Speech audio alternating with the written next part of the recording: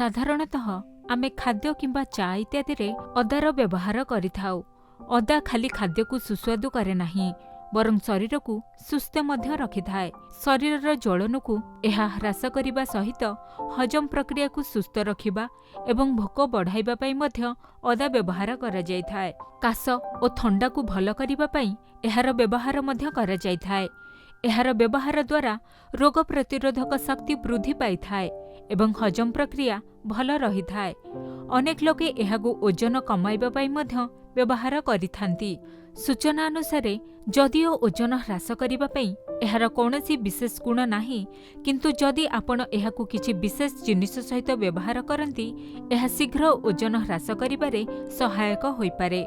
जदि आपण ओजन ह्रास करिबा पई चिंता करूछंती तेबे आसंतु जानिबा एहाकु किपरि करिबे व्यवहार।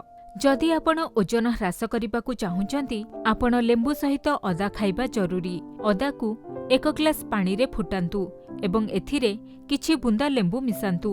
एहा द्वारा ओजन शीघ्र ह्रास पाई थाए।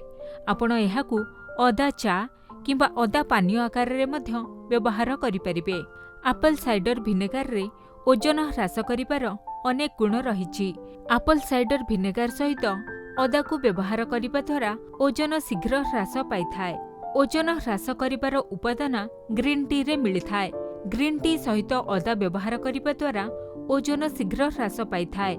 एहाकु व्यवहार करिबा द्वारा मेटाबॉलिज्म भल काम करि थाए, जहा अत्यधिक खाइबा ठारू दूरे रखि थाए।